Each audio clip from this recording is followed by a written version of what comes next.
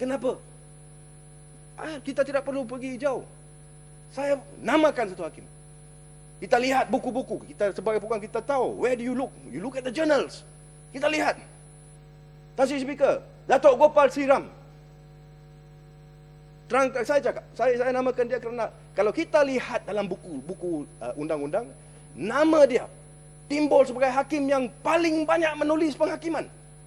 Di sini kita datang, kita membuat kita buat isu berkenaan dengan hakim-hakim yang tidak menulis penghakiman. Tetapi hakim yang tulis banyak sekali penghakiman tidak diberikan promosi. Kenapa? Kenapa?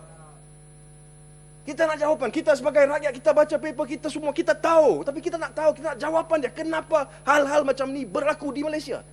Dan kenapa ia terus berlaku? Kerajaan datang, election, baru kerajaan, masih masalah yang sama. Ini menjadi isu-isu. Bila menteri jawab isu-isu yang kita nak dengar jawapan dia. Tetapi kita tak tahu jawapan.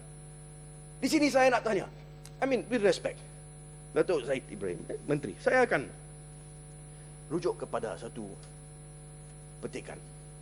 Nah ini, Tuan Speaker, berkenaan dengan apa yang dikatakan oleh Datuk Yen Chin.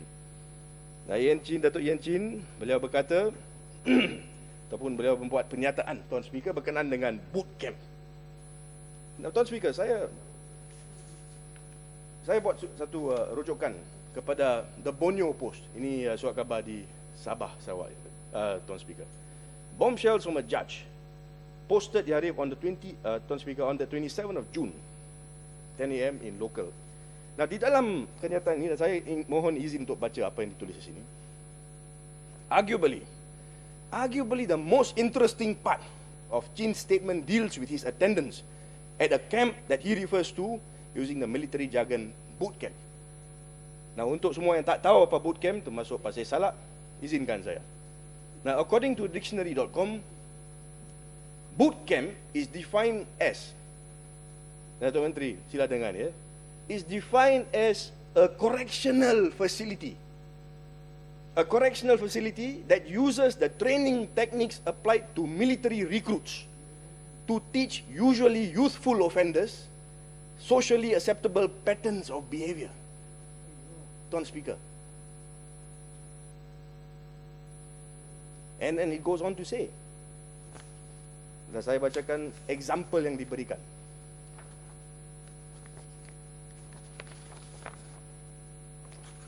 What was even more shocking was the little insight that Chin gave us into what allegedly happened at these camps, Tuan Speaker. Chin claimed that senior judges were made to take orders from junior officers. A Sessions Court judge who dared to question this was forced to publicly apologize on a podium to his junior officer for it. Nah, ini juga yang penting, yang menarik. Dengan izin, judges were forced to carry an egg wherever they went, and even made to march carrying the egg. A judge who broke his egg was punished by being made to carry a brick around instead of the egg. Ini merupakan apa yang dinyatakan oleh Justice Yen Chin. What egg? Telur egg. Ya, telur apa? Telur itu kena tanya Justice Yen Chin. Tetapi apa yang lagi menarik, dan ini adalah isu yang saya nak bangkitkan, Tuan Speaker. This is the most Penjelasan Just give me 1 minute. Okay. Just minta maaf. Nah, ini yang directly melibatkan Datuk Menteri. In response to Chin's disclosure, Tuan Speaker, West Malaysian Bar Council President Datuk Ambiga Srinivasan called for a Royal Commission of Inquiry to be set up to investigate the revelations by Chin. She said, inaction is not an option. Yang saya setuju. Nah, Tuan Speaker, ini amat penting. However, dan saya di sini, saya meminta penjelasan daripada Menteri. Whether it is true, did you say this? The Star on June 14 reported de facto Law Minister Datuk Zahid Ibrahim said, while there was no reason to doubt Justice Chin. It's here.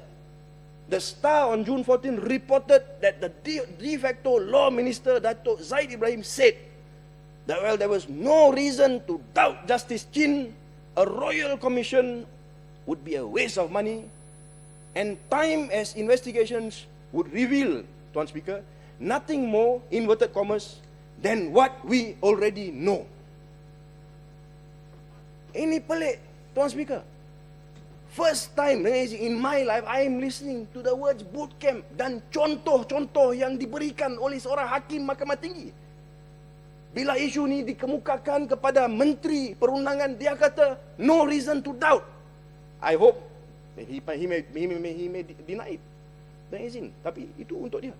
Tapi as far as the record shows, Star, no reason to deny it. And it will reveal, dengan izin, what we already know. With due respect, dengan izin Tuan Speaker, saya tak tahu. Saya nak tanya, apakah sebenarnya yang Datuk Menteri tahu, yang Datuk Menteri menyatakan maksudkan itu? Kenapa tak nak dedahkan kepada kita semua? First, adakah benar kenyataan-kenyataan ini?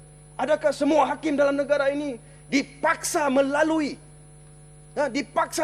kaedah-kaedah seakan-akan military camp, di mana mereka, fikiran mereka diperas?